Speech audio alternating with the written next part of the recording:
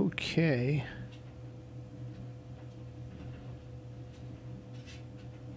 We should be streaming live at this moment. Sorry for the glare in the background. Thank you for joining.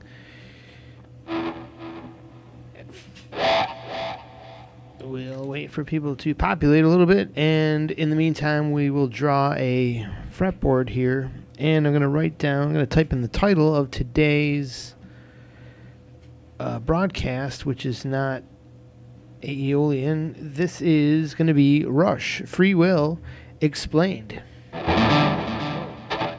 about the guitar noise. So let me get over to the keyboard and type that in.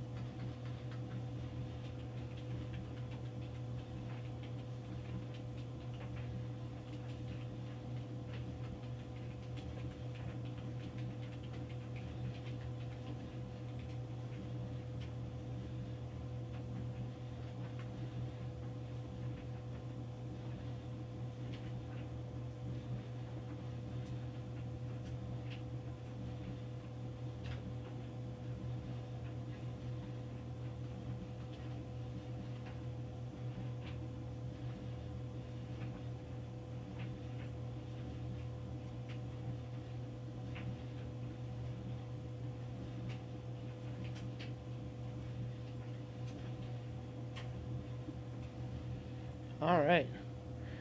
That took forever. All right, we have somebody watching. Hello, whoever's watching.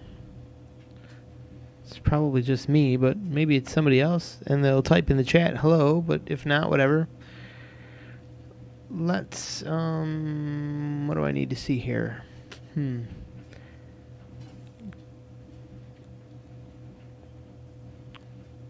Where all changes saved. All changes saved. Okay. All right. So, Piper, 760 Piper. Hey, yeah, you were a recent subscriber. Thanks for your kind words, and hello. Nice to meet you. Glad you're here. As you see by the title, today my subject matter is Rush, Freewill, Explained. Like, what's the deal with it? How can you understand music theory from nothing by analyzing songs that you already may know and love, like I do, and may have already learned to play? A song like Freewill from Rush is a song I grew up with and pretty much learned to play right away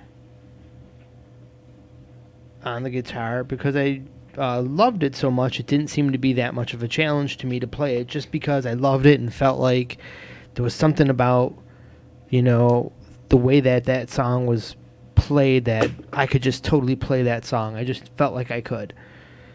So let's draw a fretboard today and see what it's all about. And as you know, we start with the nut here. Make a nice thick line there, covering 6 frets, E, A, D, G, B, and a small E for the high E string. And instead of trying to count down 24 frets, to make it easy, start on your center line, and the 3rd box, make a little dot, 5th box, 7th, 9th, and you'll soon see that we are making a what appears to be a guitar fretboard. And the cool thing about placing the dots where we do is that they don't get in the way of our box notations, which may tell us some information about the note we're playing. What is in that available spot? So we skip to my Lou, and skip one in this direction, a line, and we should be at 24 frets at that moment. So what we'll do is draw a line down the back here, starting at that top corner, stop in there. We got the back, draw a line across the bottom there. Messing up my camera angle here. Let's get that back straight. Alright.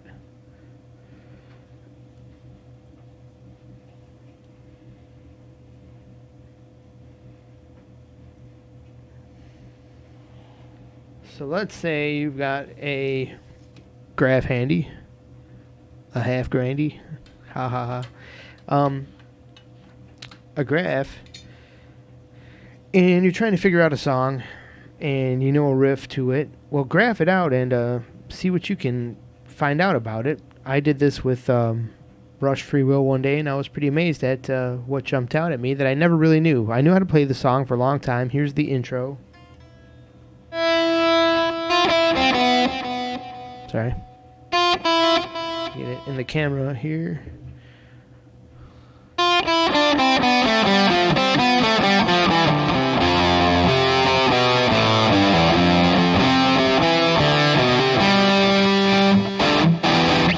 And some chords start up, and we'll talk about the chords in a little bit. But let's just analyze that first little bit that we heard. It might be worth breaking it down into just that little single note piece. That really cool intro that they made up.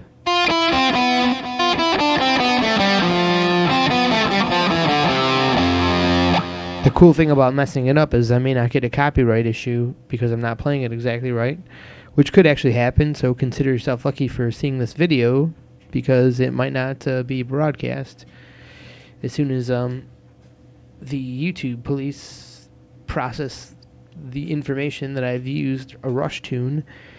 Anyways, maybe they won't. I shouldn't push the issue, right? So, what do we find out right away from mapping out those notes we just played? We go,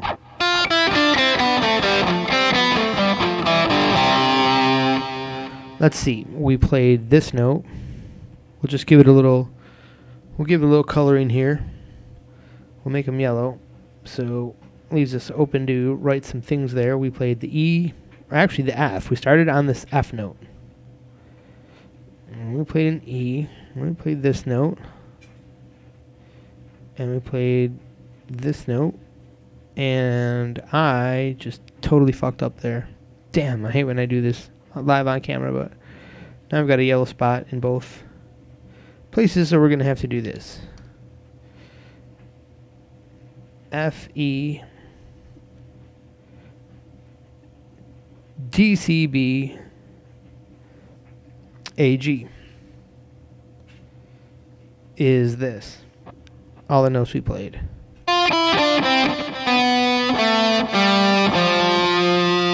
Well, let's say we ended there, so we're on the F.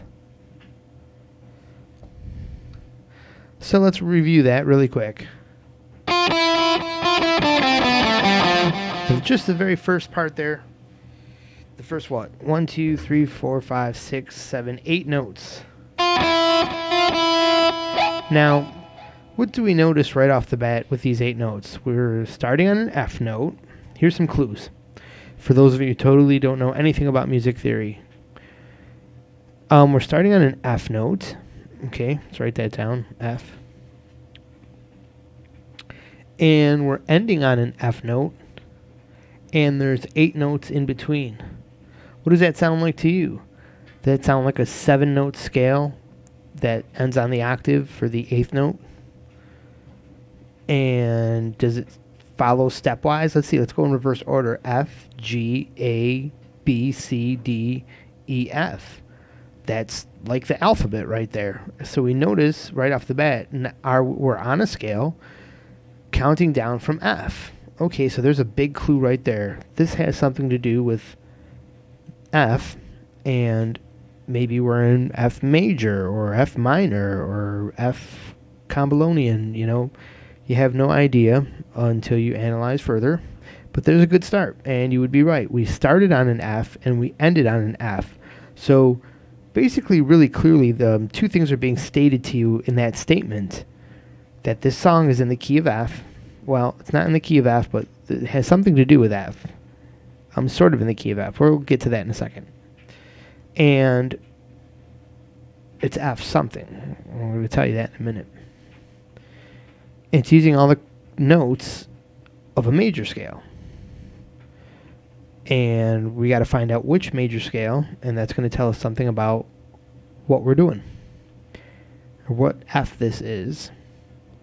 And so, yeah, it's telling your ear a couple of things, that they're in some kind of scale structure, and it's about F. Now, here's what you find out next.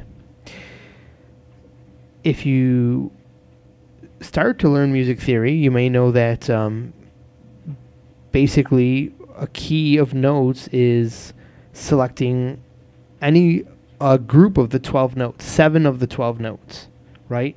Leaving 5 as the quote-unquote wrong notes. And these 7 notes, if you arrange them just right, become do, re, mi, fa, sol, la, ti, do.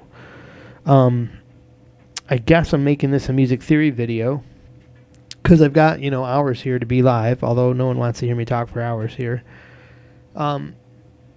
Let's just consider that do I got room to write this here? Let's see.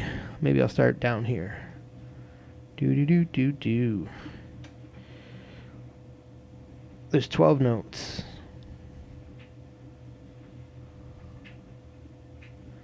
10, 11, 12. Why are there 12 notes instead of 100 notes or 1,000 notes? Because there really could be any infinite number of notes, and if you don't know what I'm talking about, eventually wavelengths repeat themselves twice as fast. So, for example, this wavelength vibration is E, and that's also an E because its frequency sounds higher because it's double the speed of the original frequency. It's exactly double, so it's considered the same note. In between there, we've got all these other frequencies. There could be a million frequencies because here's what lies in between those two E's.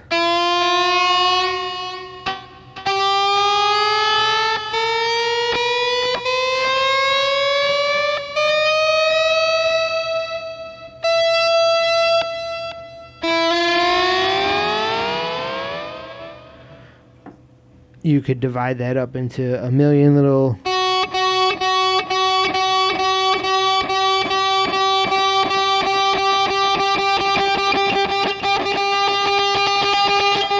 but then it would be, are you hitting this note or this note or this note or this note?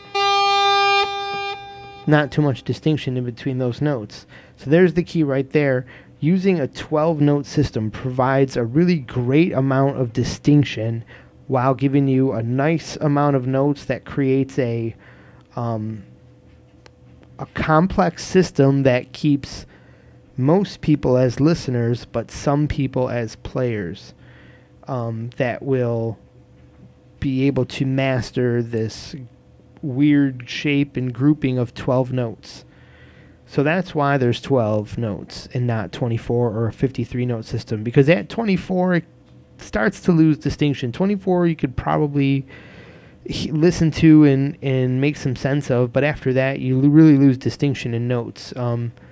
This distinction creates all kinds of emotional tension between combinations of these strongly sliced up notes. Okay, so in this regard, we create a key out of these notes by creating a combination of notes. Just consider any key to unlock a lock is a combination of something. Usually, let's say it's a combination of 12 numbers or 12 notes. What's the key that makes up a major scale? That's do, re, mi, fa, sol, la, ti, and then do again is going to be this repeated note up here. to get do, re, mi, fa, sol, la, ti, do, you have to skip a note. It's basically not a do. This is a half step. This is a whole step. You can play that anywhere. Anywhere you skip a note is a whole step. So you go whole step, half step, do, re, mi. Between mi and fa is a half step. Fa, sol, la, ti. You should know that it's a group of 4 notes and a group of 3 whole steps. 3 whole steps butted up with a half step next to 4 half steps, butted up with a half step against itself. Once again, it's the major scale always butts up against itself. You can see that as evidenced as the white keys on a piano. So, that being said, you can go on and on with this list and go down and really go deep on the learning, but we're not going to do that today. I don't think we need to. We are going to readjust our image here. Okay. And let me get this chat page up again in case anybody has any thing to add or mention, or tell me to get the hell on with it. Tell me to hurry the hell up because I ramble on a lot. So we've discovered that we have this series of notes here now. The only scale you've probably heard that the C major scale used a lot, because C major is the one that lines up using no sharps and no flat notes. The sharp flat notes are all in between the steps here. So for example, this would be C sharp, D flat, D sharp, E flat, F sharp, G flat, G sharp, A flat, and A sharp, B flat, and back to C again. So C, D, E, F, G, A, B, once again as visualized on a piano keyboard. Let's raise it up so everybody can see what I wrote there. So, in this example, we're starting on C. We've noticed that we've got all the whole notes here in our scale, so that tells us we are in the key of C. So we've determined that the parent key of this Rush song is C. Now, however, we've started on F and ended on F very succinctly to the beat, indicating to our ear that this song is about the note F in the key of C. So what does that mean? Well, let's give these note names numbers. So let's call this the 1, the 2, the 3, the 4, always together, 3 and 4. The 5, and you've heard of these guys a lot, the 1, the 4, and the 5. You've heard of the major third and the minor third, which is not what we're dealing with in this part right here. Don't worry about what I said if that just threw you off, you total beginners. But anyways, let's just give them numbers, real simple, 1, 2, 3, 4, 5, 6, and 7. Just give them numbers and don't worry about why. Okay, so, but if you've heard about 1, 4, 5, yeah, this is the 4th and this is the 5th. In the key of C, the F is the 4th note and G is the 5th note. Very important in music. The 5 is always leading you back to the 1. So common everywhere in music. You'll get to know it pretty fast once you know, get around this music theory stuff. Anyways, so what this tells us is the F is the 4. Oh, let's do another thing. Let's give these all like special names, okay? Let's say C is I for Ionian. The 2 is D for Dorian. The 3 is P for Phrygian. This would be L for Lydian. This will be M for Mixolydian. A for Aeolian. And LX for Locrian, which is a L scale we don't use as much as the L Lydian scale, which, interestingly enough, is what the song is about. There's the F over the L. This is, my friends, Jeopardy. Let me get this light a little brighter here. Sun seems to have gone behind some clouds. So we'll make some artificial sun. Okay. So, there is Lydian, the fourth. So what you've been just told in that statement is, hey, this Rush song is in Lydian, the fourth note of the key of C.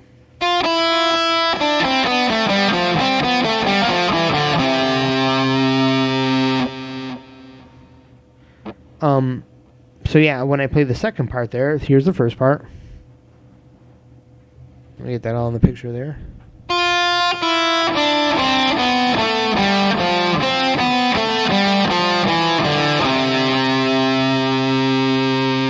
Oh, this is the first part. Now the second part. We've added in a note. We started now from the C. And ended on the C, and that's okay. We've gone from the F to just the basic Ionian major countdown.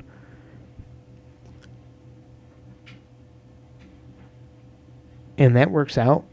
Still in the key, using the parent key there for the second walk down. And then the riff kicks in down here with the lowest note of the riff, which is that F note once again.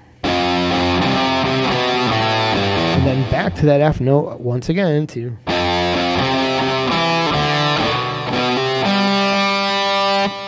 all notes in the key of C, using what you may have been told as your guitar teacher wrote out the shapes like I did, that this may have been, since it starts on E, you could turn this into a shape starting here.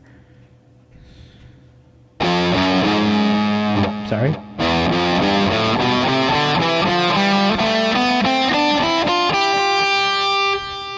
And call it the Phrygian shape. So, you know, this is where beginners fall off the wagon, and you as a music theory pro, because you know a little trick to getting it all known on your fretboard, this is where you don't get confused and know that this is actually has nothing to do with Phrygian, even though that you could place that scale shape here and give it that name because it's that scale shape could be played from the E note here. You're not playing from the E note. You're counting down from F here. So no matter what shape, you know, memorable shape name this is still F to F and then C to C. So clearly starting out in Lydian, making another run through the key of C, which is the most basic generic scale of the whole bunch, so that works there, not to take away from the Lydian sound. And then we're back stressing out the F, where we play a series of notes that everything keeps going back to that low F note. Back again.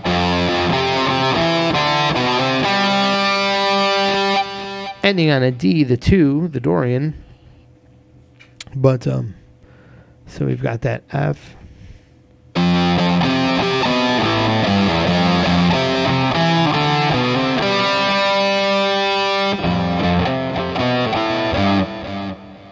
F, F, C, B, A, G, F, C, E, D, B, C, A, or G. So where I said earlier ending on that 2 for the D, I was wrong, ending on that G, the 5.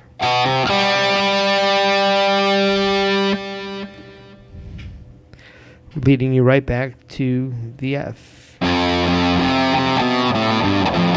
So there's that part of the song. Found out, you know, you can learn your theory pretty easy because you just know that so well, and you can see, wow, I guess that is how it works. You can get used to these sounds. Like in the beginning, when you hear all these sounds, it's going to be hard to know because the difference between Lydian and Ionian isn't all that obvious. You really have to listen for it, but when you do, and you begin to pick up on its nuances, that is if you're just creating a Lydian sound by playing a low note and the proper scale, or a series of notes. It won't sound too majorly different from Ionian, but if you begin to play, learn how to line up your scales with backing tracks, like I show you in some of my other videos, you can really get used to the sound, the brighter sound of Lydian, especially if you watch some of my other videos and you learn how to organize the modes into 3 simple patterns based on the natural major and the natural minor. Ask me questions. Oh, here, we got some questions. So, I think I know what this scale is, what scale this is. Isn't the Lydian characteristic 2 major chords in a row, like F major and G major? Well, yeah, sort of. You're really close to, like, what makes Lydian 1 major and the 2 major instead of a 2 minor. Well, yeah, exactly. Whenever you see 2 major chords in a row, like, for example, if I just played the G and the A, that would... that's really, because most music is that you hear on the radio per se is major, made on the major scale, you can almost say, oh, now I know the scale because that's got to be the 4 and the 5, because in the major scale, the only 2 major chords that go together are the 4 and the 5. You can make your code box. I think I have this on another video, how to do this, but you can even make your chord code here with a big M and a small m, and you'll find that, yep, major. You can even put this as a 7. It's a major chord, but it's also the dominant 7th, and then that's a minor for Aeolian, and then this is that diminished chord. We'll just put dim in there in small writing, and you're back to the octave. So yes, that's how you can understand it. But I got a better way to understand it. It's not really that you find these 2 chords playing. It's the fact that, like, there's a melody line happening using the notes of a particular scale, but, like, as long as the bass is emphasized on one of these notes, that's going to define the modal sound. For example, I can always show this to people on a keyboard here. I can't show you the actual keyboard, but I'm going to reach around here and try to play something.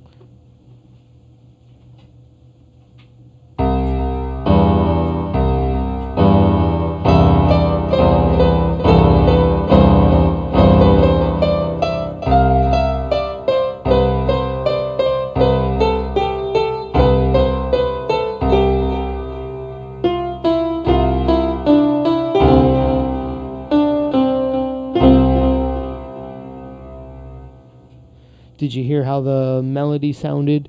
If it sounded positive and uplifting, great.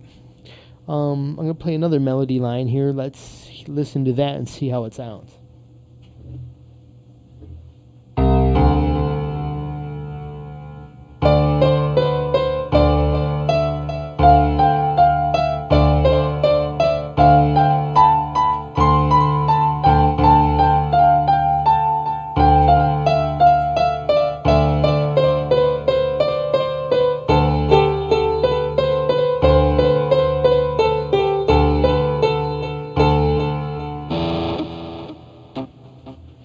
Now, hopefully that sounded somehow different than the first one.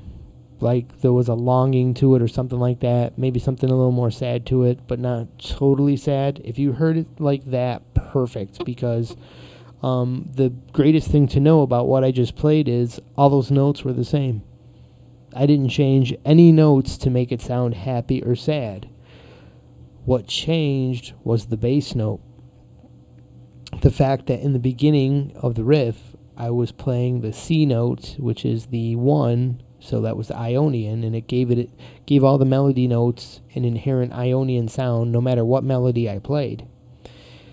When I played the 2 as the bass note, all of a sudden it gave the melody a Dorian sound without having to change anything, without having to think in Dorian or change to a Dorian scale. And that was the hugest light bulb moment for me that I never see any guitar teacher explain it this way anywhere. It's almost like it makes it too easy and they won't get enough money from you, either buying their book, unfortunately, or I'm sure, let me not discredit some of these people who've written books. I'm sure they go into super deep detail that goes beyond what I'm telling you, but this is a great way to make great use of their books to get a foundation that makes sense to you, and then all the other concepts like Lydian dominant and everything they say will make sense. So, thanks for leading me there, Piper.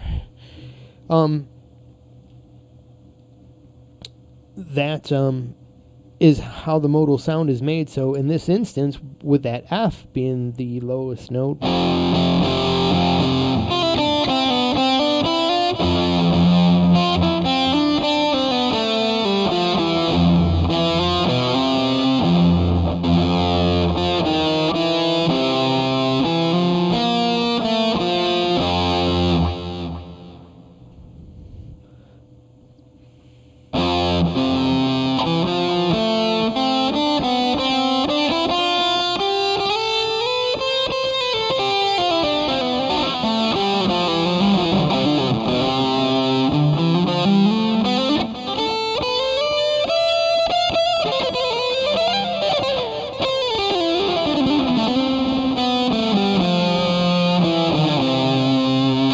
okay, so noodling, yeah. Anyways, getting carried away on my live broadcast. The next part of that song is a series of chords where it's... I'm going to go for something cleaner here, hold on.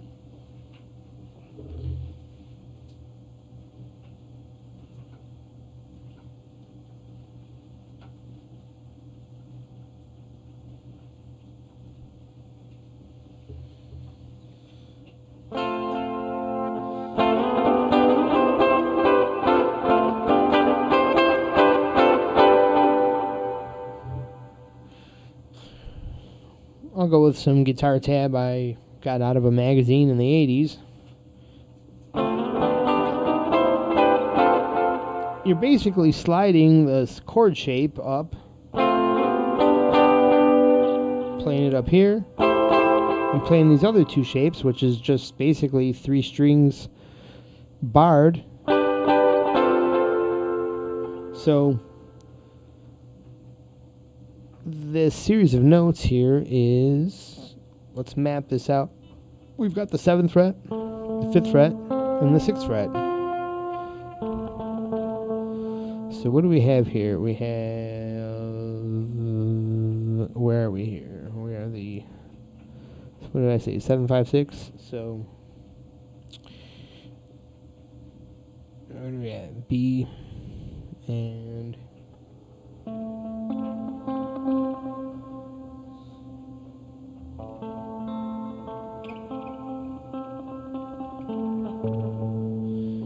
my bad. I'm sure you're looking at me, banging your head on your computer screen,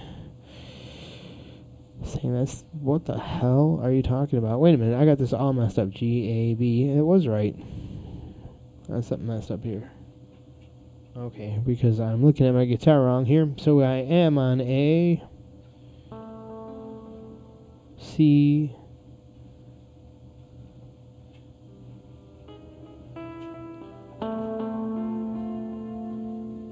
F.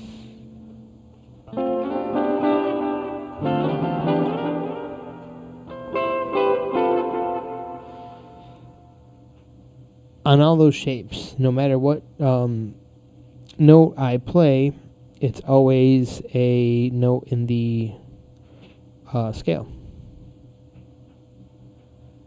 When you play there, We even play all the notes here. We have what, C, D, E.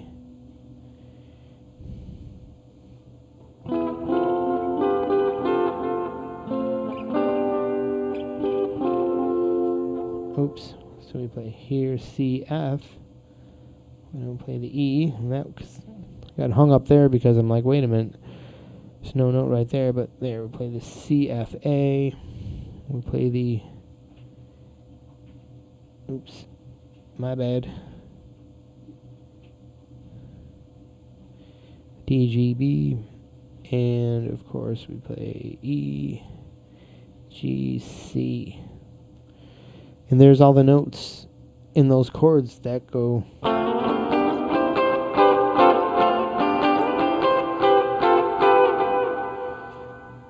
all in the C major scale. So you can see once again that he made up a neat little chord riff part all out of the key of C. Plain old C major that you don't think has any use, and there they were making a rockin' great song out of it.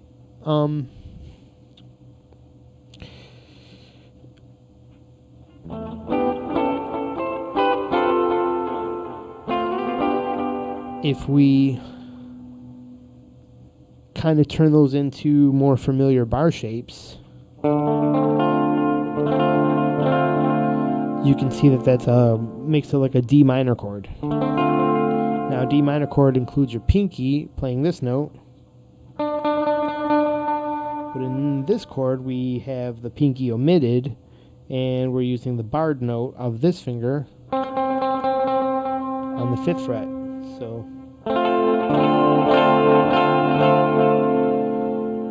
now, how is that still in the scale? Well, it just so happens that all the minor chords in the scale can be minor 7th chords, and that is their 7th note. Their flatted 7th note, right? Wait, I got that right? I think so, yeah. Now, how does that line up in the key of C? Well, here's C major. This, if you use it, think of it as a bar shape, you'd be playing a D minor chord, and sure enough, in the key of C major, it's C major, D minor. This is a chord scale, so this is where, if you've heard the term chord scale, but you didn't know what the hell anybody was talking about, well, here it is in Rush Freewill. You can hear and kind of know what everyone's talking about. When you go up the major scale, it doesn't just make all major chords or all minor chords. It makes a combination, which is what's great about making music with it. And all you got to do is memorize this combination, and after a while it'll get really familiar and very easy to you. At first it'll be, 6 little bits of information that'll be kind of cumbersome to remember, but after a while, if you organize the information and make it simple, it'll make sense. And there's a way to organize it that isn't how it's laid out in do, re, mi, fa, sol, la, ti, do form. What I mean is C, D, E, F, G, A. It's why they call it a key, I guess. It's got its own little combination you have to remember, and here's the combination. It's major, 1 major, C major, 2 D minor, 3 E minor, F major, F dominant, G dominant as the next note above F, A minor, a B diminished, and back to C major. And you can see how the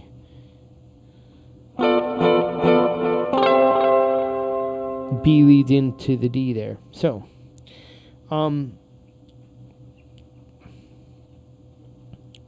hence why it's called the leading tone. What I was trying to show you was that what corresponded there was over the D minor is that first minor shape.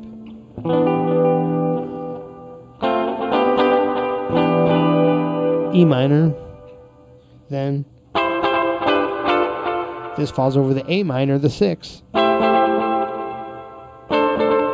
5, 4. Major, major. So it's bits of those chords out of the C major scale is one way to just think about what he did there. You could think that maybe he just chose to play an A chord, some kind of B chord, then a F chord, but that's a little bit obscure. When you can just think of it as using, bits of the C major scale chorded out and just using part of the cage system, really. Okay, so from there, how does the rest of that sound go?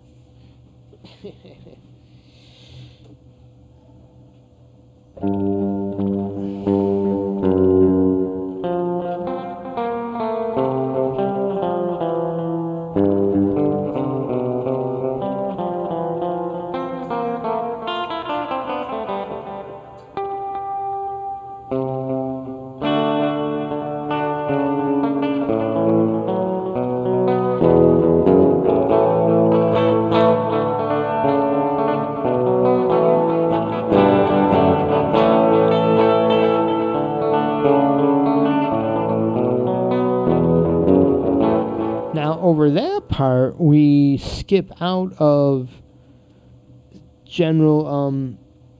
There's something a little more interesting happening than standard C major there, because you hear this note in there, which is not in the C major scale. The D major is not in the C major scale, although we haven't hit the major or minor third.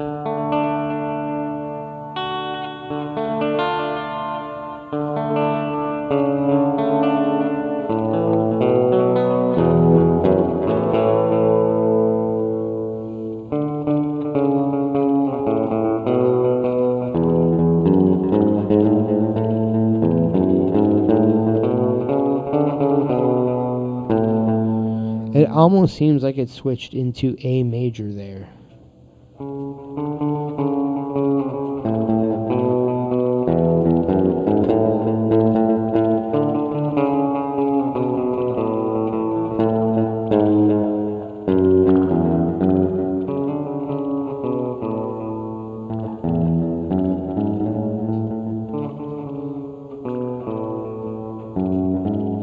Okay, anyways.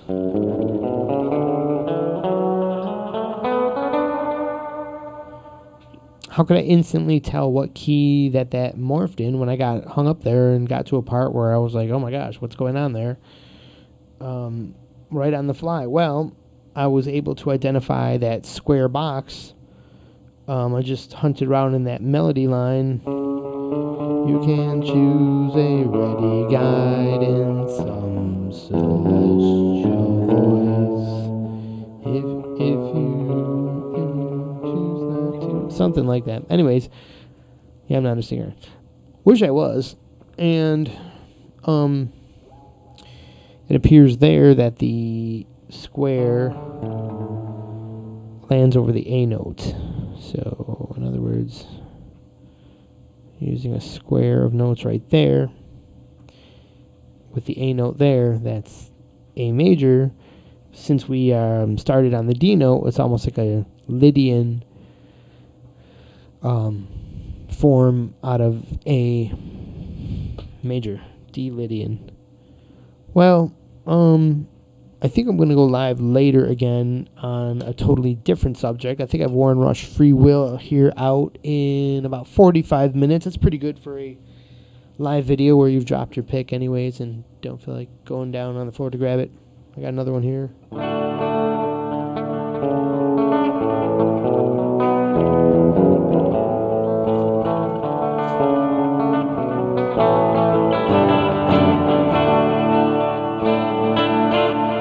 Some bad chords in there. Anyways, hope you enjoyed this lesson. If you, hey, gotta go, thanks for the lesson. Hey, no problem, Piper. Hopefully you're still there and hearing me say thanks for stopping in. I really appreciated that you liked the channel and subscribed and came to visit today. That was really cool.